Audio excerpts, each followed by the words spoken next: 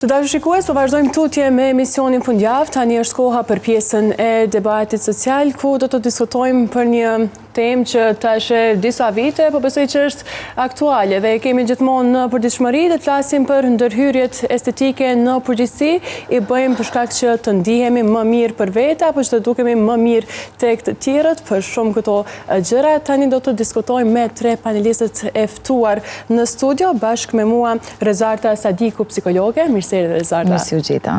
Adem Klokoqi, kirurg plastik. Mirëse erdhët. Mirëse u gjeta. Si dhe Erina Blakshori, estetiste. Mirëse erdhë Erina. Faleminderit, mirëse u gjeta. Si jeni me disponim këtë ditë, si po ecën për juve punët, Rezarta? Mirë, kryesisht mirë. Dinamizëm, punë, pa vështirësi të mëdha, mirë, kryesisht. Sot Adem, për juve? Kështu që unë kam një, ata që më njohin, e di ne kam një panje s'ka më nalë, s'ka më lodhë. Kështu që po vazhdoni gjithmonë me punë, Këtë punë, këtë, jo vetëm thanje, po mendoj edhe një 50 vite me mbajt kështu. Veç vazhdoni kështu në formë gjithmonë. S'ka më nalë, s'ka më lodhë. S'ka më nalë. Një moto shumë e mirë që ka, kemi me përdorë gjithë ne. Tash them edhe në atë, domethënë, biznisin tem, ku e bëj këtë punë, ku kryesisht bëj vetëm operacione estetike, gjithë personeli mbrapa në shtëpinë e kem, s'ka më nalë, s'ka më lodhë. Është thënia ime, cilën e kam patentuar dhe kur e përdorim e dim që me copyrights prej zotrit Adem. Nëse e përdoresh e huazuar. E huazuar, gjithsesi. Erina, si po ecën këto ditë për ty, punët, si po ecën? Bukur, dinamizëm, punë, angazhime, pacienta, edhe na mbetet veç me ndjek motën e dukut. S'ka mu nalë, s'ka mu lodhë, kur gjë tjetër. Rezarta, nëse e marim në përgjithësi në aspektin psikologjik, sa na ndikon në përgjithësi kjo dukja jonë fizike, sa jemi të kënaqur, sa ndoshta na pengon diçka jona që me ndiku ndoshta edhe në disponimin tonë në përgjithësi. Të them të drejtën, gjithçka nisë edhe nga brenda, por natyrisht edhe nga jashtë. Dhe shpeshherë kjo kontakti i parë që bojmë dhe jemi mësuar në fakt, kemi kontakt vetëm me anën fizike dhe normalisht që kjo shpeshherë na komplekson nëse ne nuk e pranojmë tërësinë tonë. Të gjithë kemi detaje ose nevojë ndoshta për disa ndërhyrje, por të them të drejtën, nëse nuk e pranon, nëse nuk e fuqizon tërsinë tone, gjithmonë duke synu mu po verzioni më i mirë i mundshëm, por shpeshherë kjo e penalizon edhe shpeshherë edhe në suksese dhe në arritje të realizim të vetës, pikërisht mos pranimi vetë vetës. Sepse aty fillojnë shumë komplekset brenda njeriu dhe njeriu kur është i kompleksuar, normalisht që nuk mund të dalë aq në sipërfaqe me naturalitetin e vetë të cilën e zotron. Kështu që këto nuk janë për t'i neglizhuar, gjithsesi duhet i marrim si të mirëqenjë dhe gjatë punës time si psikologe, shpeshherë kom hasë edhe sidomos po fokusohemi te gjinia femërore pa përjashtuar edhe anën mashkullore, që këto komplekset e dukjes shpeshherë i stagnojnë, të jenë në sipërfaqe në atë çka dojnë ose çka e kërkon jeta. Për shkak sepse edhe këto rivalitetet ose dallimet shpeshherë që i bëjmë, siç e dim, bota sociale sot ka arrit të bënë ndryshime shumë të mëdha në jetrat e tona, e aq më shumë, domethënë, kur njerëzit nuk janë të përgatitur për vetdijet këto modelet që i marrin përmes botës ndoshta edhe sociale, dhe kjo është një problem psikologjik që e konsideroj që vetbesimi dhe vetvlerësimi duhet të punohet nga aspekti mental. Kur punohet në sferën e shëndetit të mirë, të mirëqenies psikologjike, padyshim nëse ty nuk të pëlqen diçka, nuk është gjë e gabueshme të intervenon. Por shpeshherë për komplekseve të mëdhaja, intervenimet bën shumë ndoshta të nivelit ekstrem, domethënë për me dalin sipërfaqe me bukurinë që ai person ja ka vënë vetvetes. Ne duhet të synojmë të rregullojmë vetbesimin dhe vetvlerësimin. Çdo gjë që nuk na pëlqen nga jashtë është mirë ta korrigjojmë, ta plotësojmë, pse jo, sot mundësitë janë të ndryshme, por pa përjashtuar, sepse ti duhesh t'i çojsh mesazh vetes ku dëshiron të ndryshosh, po deri në ndryshim duhesh ta përqafojsh atë gjë që ty nuk po të pëlqen. Dhe njerëzit shpeshherë binë në depresion për shkak sepse nuk e pranojnë tërsinë, edhe nuk krijojnë rrugë për me gjetë një kanal të mirë për mu bo versionin më i mirë i vetës. Pra, gjithmonë në çdo aspekt kërkojmë që t'jemi verzioni më i mirë i vetës, e kërkojmë gjithmonë atë perfeksionizmin, themi qoftë edhe në aspekte tjera, e sidomos në aspektin fizik që pëndalim tash për shumë? Thjesht tendenca e prefektës është konsumim mental. Konsumim mental, sepse t'i argjon krejt rezervat e fundit, gjithmonë do t'del dikush më i bukur se unë, më i pasun se unë, më i ditun se unë. Kupta? Dhe nëse e kam tendencën gjithmonë t'a lypi prefektën, do t'a konsumoj aq vetën, sa që as tërsin tem nuk do t'a pranoj. Kështu që ne duhet të largumi nga ideja e prefektës. Kupta? Sepse prefektja është kompleks në nëvedia del në sipërfaqe kur ti e donë prefektën. Thjesht jetojmë funksionalisht të pranojmë tërësien tonë, si që cika, por nuk është e gabueshme të intervenojmë në ato që ka neve na pengojnë.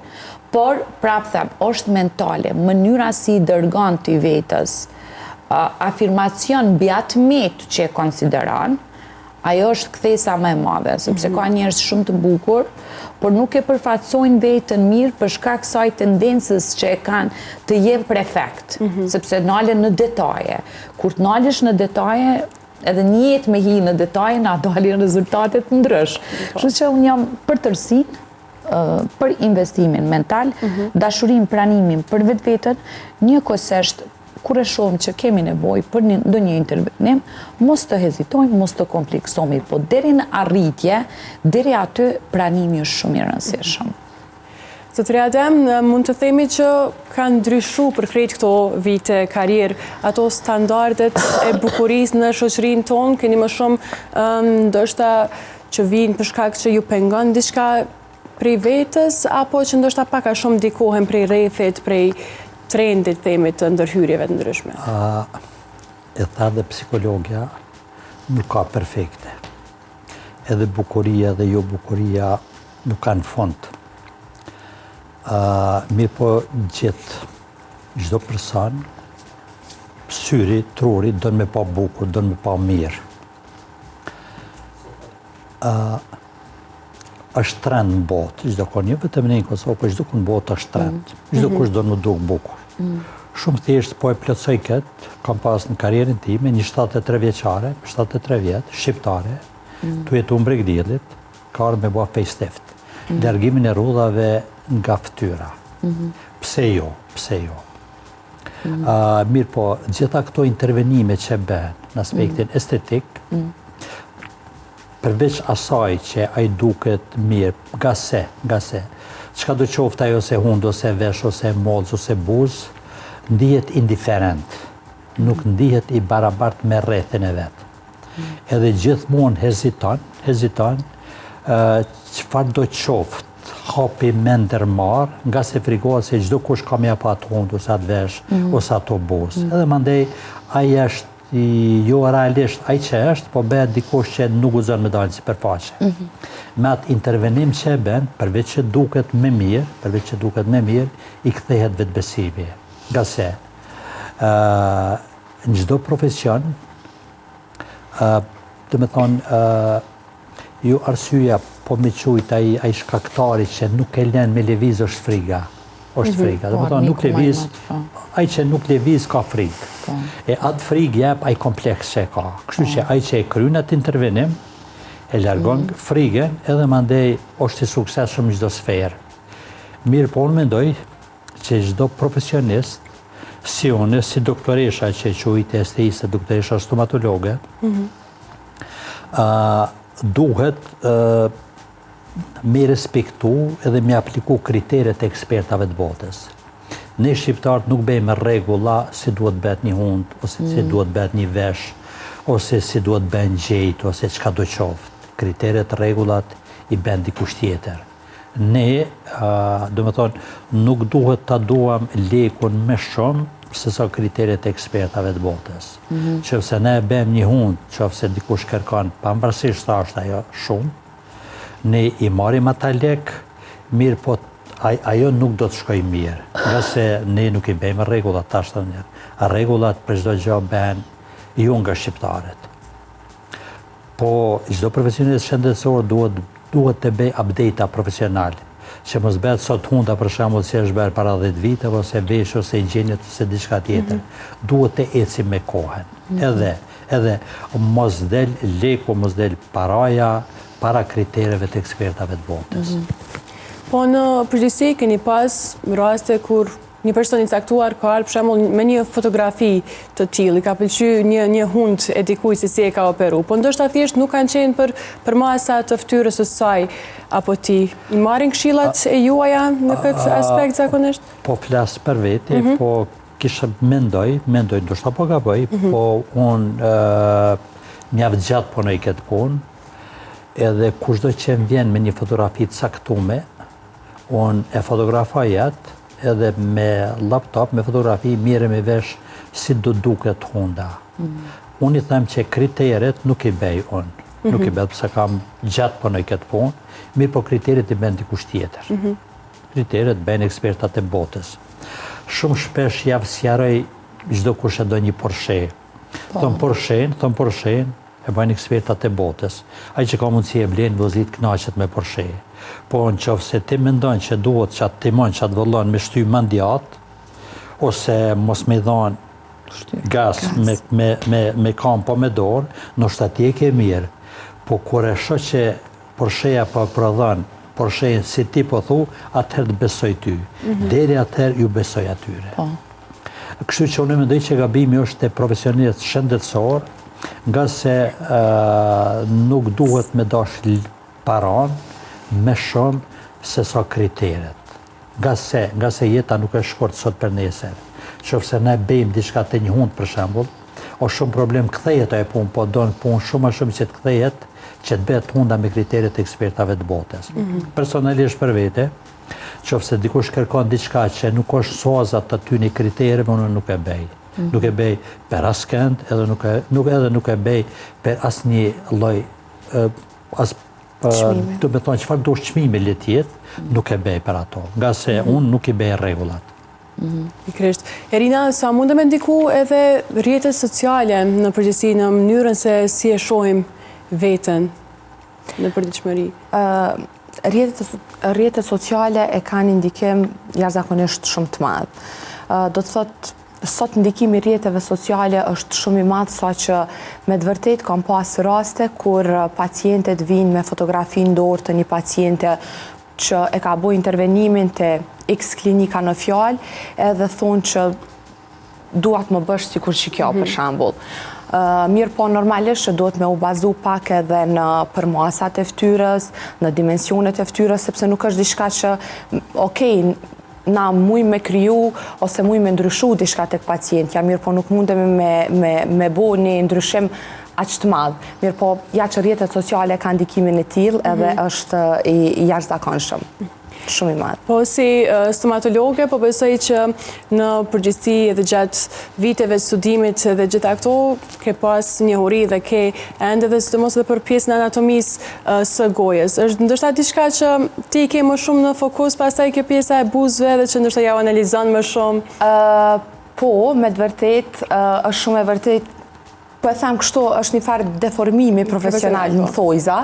Në momentin që je doktoresha dhe në momentin që je stomatologe edhe me të vërtet ke lexuar shumë për anatominë e fytyrës qafës, e ke vetë dyqysh shkojnë syt ka pjesa, ka regioni i buzëve, regioni i dhëmbëve, edhe normalisht që nështë prej krejt ndërhyrjeve kështu i kisha veçu ndërhyrjet në buzë që i kom pak ma të preferume. I ke ma të preferume? Po, i bëj ma me qef.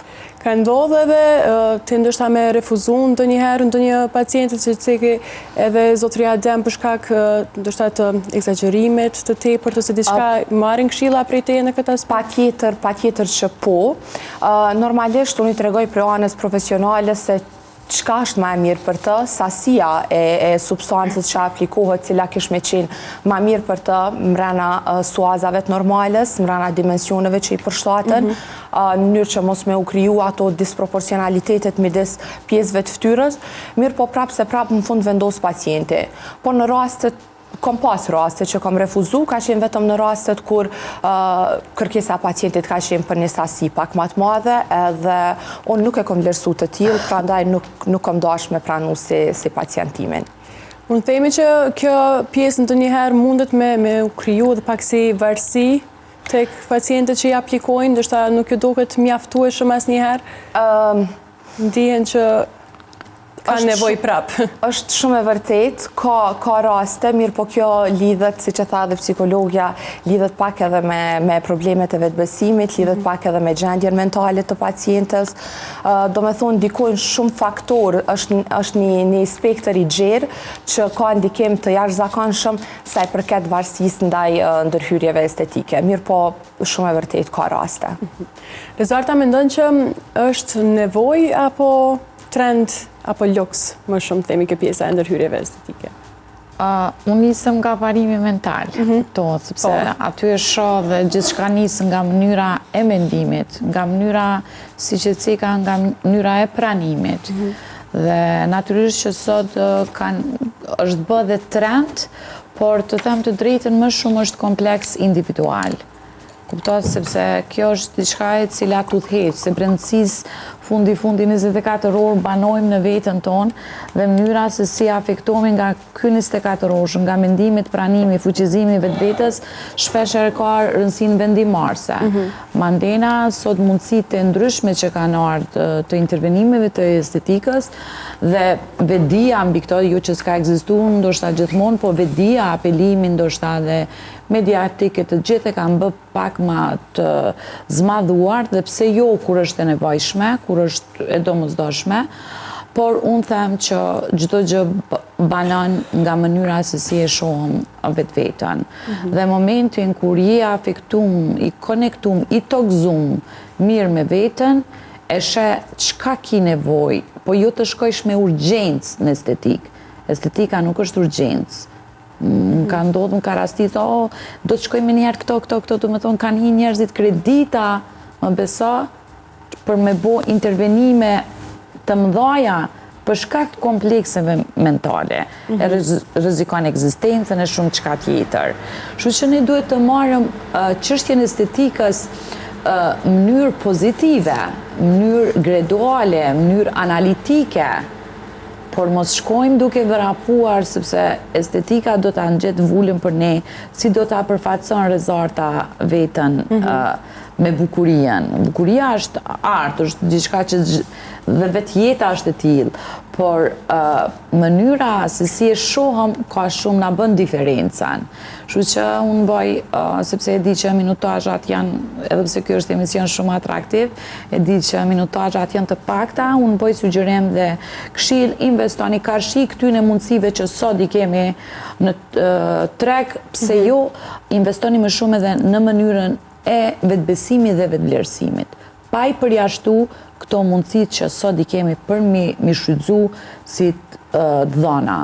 Por nëse nuk investoni në shëndetin e juaj mendor, në pranim, në vetbesim, në vetvlerësim, estetika gjithmonë nuk do t'jetë dera hapur për komplekse. Kupto sepse ka femna shumë të bukura, ka meshkuj shumë të bukur që kom rastis gjatë punës, që nuk i mungon asnjë gjë në synin tim, por mënyra si e sheh veten pasqyre, ai është problem mental. Dhe kjo duhet të rregullohet. Momentin kur e rregullojmë këto, atëherë pse jo dhe mos t'i kërkojmë këto alternativa tjera. Për shkak që i përmendi edhe gjininë mashkullore, ka filluar me u rritë edhe kërkesa nga gjinia mashkullore tek ndërhyrjet estetike? Po. Mirë po ndoshta nëse më lejon shumë shkurt, me thonë edhe një gjatë tjetër që po mendoj që është me rëndësi me pa gjithë. Fatkeqësisht po shohim se kohët fundit aplikojnë fillera botoksa çdo kush. Ata që aplikojnë fillera botoksa, ai që aplikon, i cili nuk është profesionist shëndetësor, ai mundet gjatë atij intervenimi të vdesë ai pacient, se nuk e din çka mundet me ndodhë. Për shembull mundet me ndodhë një alergji, që le të jetë në spitalin më të mirë në botë, kudo qoftë, ai ka me vdek. Mirë po ndryshë është me vdek me një banesë, ndryshë është me vdek me një sallon undulimi, e ndryshë është me vdek në spital ose me një ambulancë specialistike e cila është e licencuar. Unë mendoj që shteti jonë duhet ta kontrolloj edhe të jetë rigoroz në këtë drejtim. Filler botoksa guzon të aplikoj, të jetë punëtor shëndetësor, të jetë i licencuar për aplikimin e tyre, edhe ajo punë të bëhet në një institucion shëndetësor, i cili është i licencuar nga Ministria e Shëndetësisë.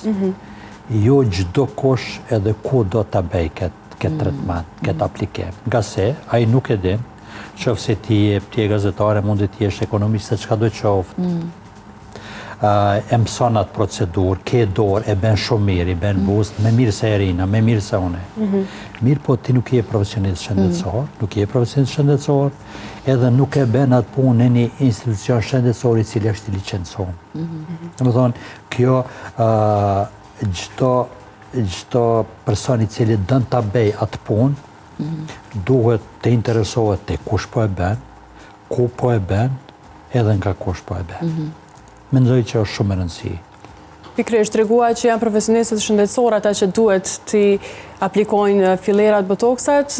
Erina, po besoj që ke njohuri edhe përmes kolegeve, themi tjera, që ndoshta ka edhe trajnime vetëm ditore që...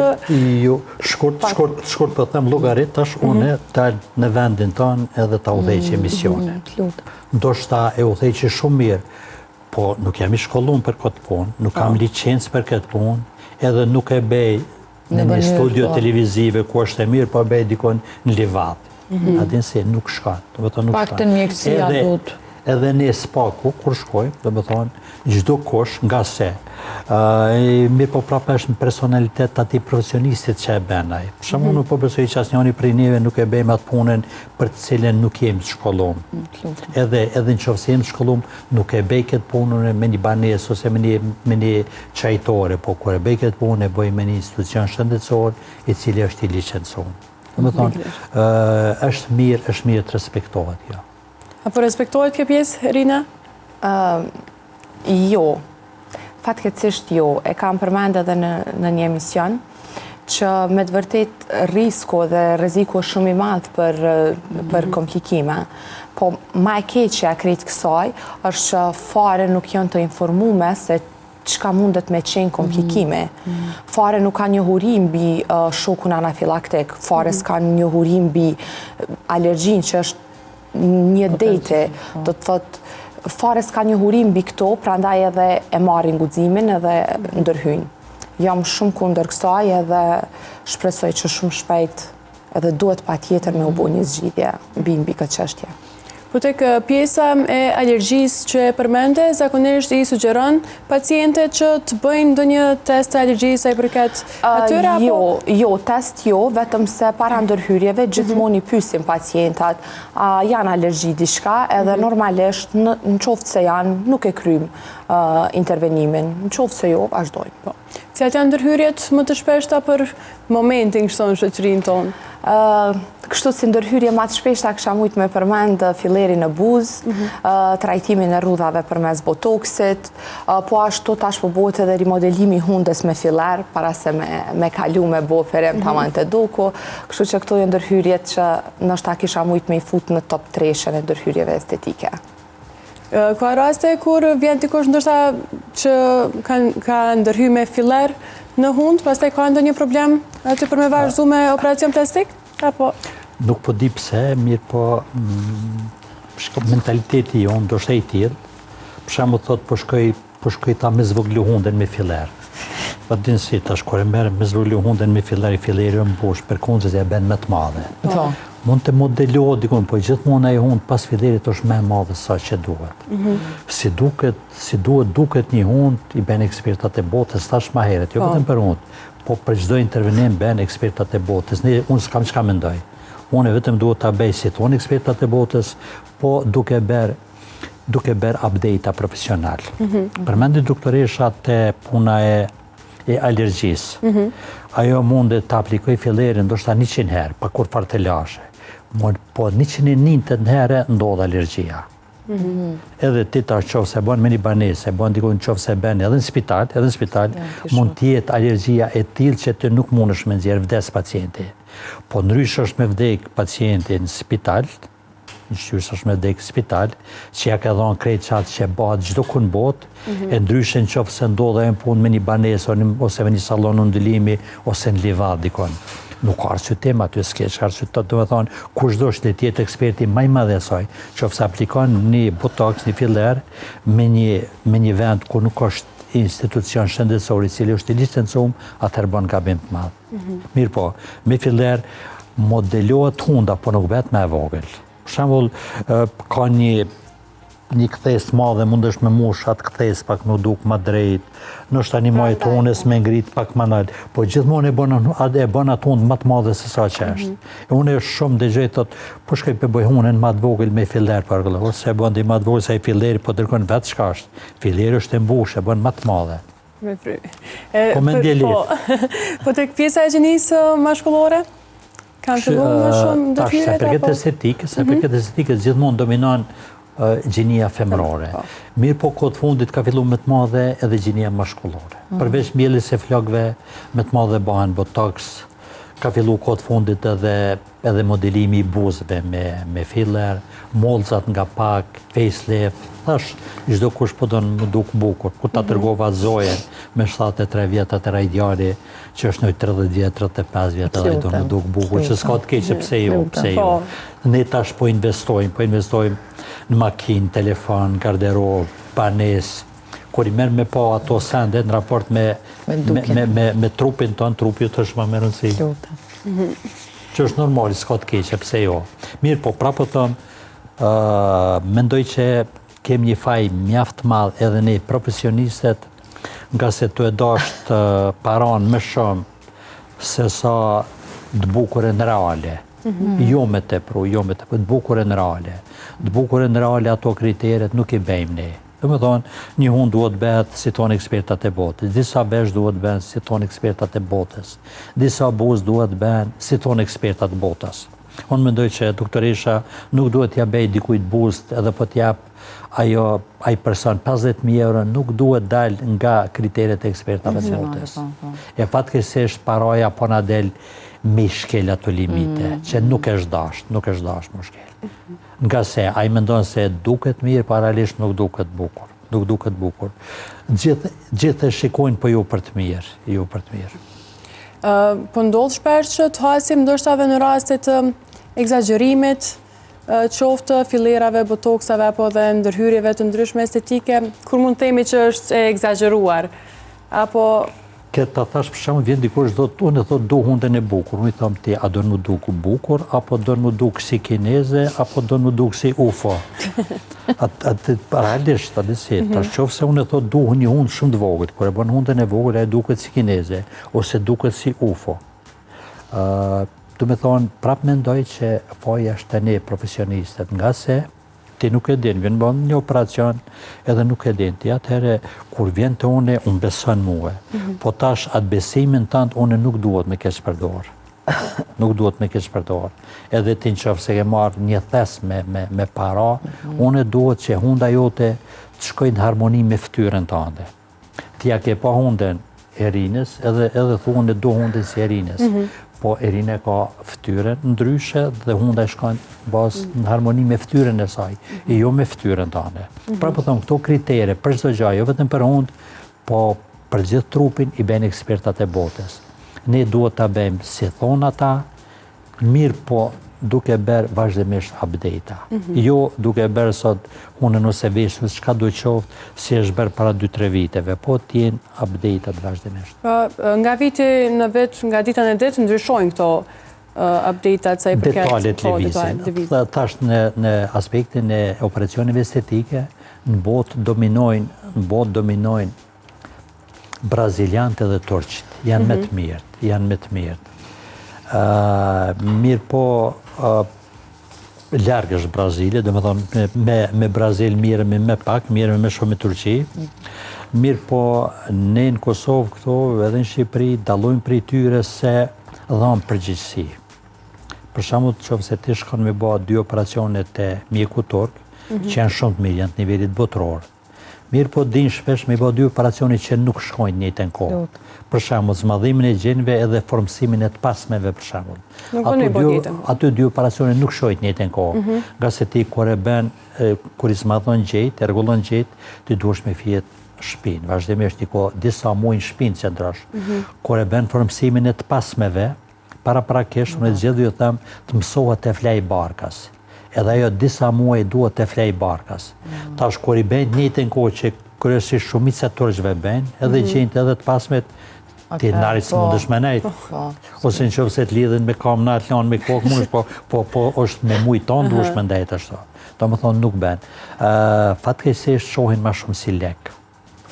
E bëjnë shumë mirë, po të shes si lek. Edhe në fund, çka do që të ndodhë ty, nuk e përgjegjësi. Nuk e përgjegjësi. Që ne dallojmë prej tyne, nga se çka do që të ndodhë ty, kur vjen të unë kemi mëgjet aty edhe ja përgjegjësi për ty. Kurse në Turqi nuk dhanë përgjegjësi. Rina, sa i përket fillirave botoksave, të regoj edhe doki që ka fillu shumë edhe gjënia mashkullore me i apliku në ndonjë rimodelim qoftë buzëve apo diçka? Me të vërtet, ekziston një numër shumë i madh i ndërhyrjeve që bëhen edhe i kërkesave që vijnë prej anës mashkullore. Jam shumë pro kësaj, disa ndryshimet vogla, detajet vogla, përmirësimet vogla, pse jo. Duke bukur edhe është në trend e rritje. Trend e rritje. Mund të themi, kemi dëgjuar shumë shpesh kohëve të fundit, ndoshta që një yll, themi hollywoodian, veç se ka fillu me shkri ndonjë filler apo ndonjë botox që e ka pas në fytyrë, ka fillu tek ne apo është kthyer ai trendi prapi i ndërhyrjeve? Ka raste kur ka edhe kërkesa të tilla, si për shembull për shkrirje, mirë po që zakonisht kthehen prap pas 2 javë dhe bojnë mbushjen, sepse jam mësuar e pa veten, prap e kanë atë bindjen që duken bukur, veç se normalisht e korrigjojnë, e shkrin edhe vinë e bujnë prap. Do kënë dështa top 3 ndërhyrjet për momentin në Kosovë, estetike? Se përket ndërhyrjeve tem në botë trend është, operacioni që mes shumë të bëhet botë është formësimi i trupit me dhjamin tënd. është operacion që kryet mes shumë të në botë, të ne, nga përvoja ime, po flasë për punën që unë e bëj, operacioni që mes shumë të kërkuat është hunda. Nga se fytyrën nuk e si e mshef, dhe më thonë, gjenë, trupin, dhjamin, ato i mshef me garderobë, kurse fytyrën nuk e si e mshef. Në mesin e fytyrës është hunda, edhe bie mes shumë të në sy. Operacioni që mes shumë të kërkohet në Kosovë është hunda. është hunda, pas hundës vinë buzë, molzat, vesht, bjellja, flokut. Të është them diçka, unë vetëm folja me doktorishën, unë mora vesh dhe më bënë fillet buzëve pak. Sa këtë termini, ja? Mora vesh me shmimi s'ma ta, nuk ma ta shmimi. Shmimin e ka prej emisionin fundjava, po. Nuk mundemi caktis shmim. Zënë Rezarta, nëse ndajmë tash pak më shumë prap tek aspekti mendor, tregova se si mundet me ndiku pamja fizike në disponimin tonë për diçmërinë tonë, pse mos me ndërhyjë nëse diçka nuk na pëlqen, po prap e bëjmë më shumë ndoshta për shoqëri që të dukemi mirë vetëm të tjerët apo që të na përmbush vetveten tonë. Realisht njeriu është i krijuar edhe për pranim, për aprovim, për komplimente, sepse funksionojmë dhe ushqemi dhe përmes kësaj.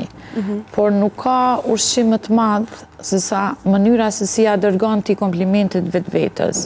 Mund të më thuani shumë keq po dukesh Rezart, ose shumë bukur po dukesh Rezart, po nëse unë nuk jam konektu me mendimet, nuk jam afektu nga mënyra si pranoj vetveten, këto janë shumë afat shkurte.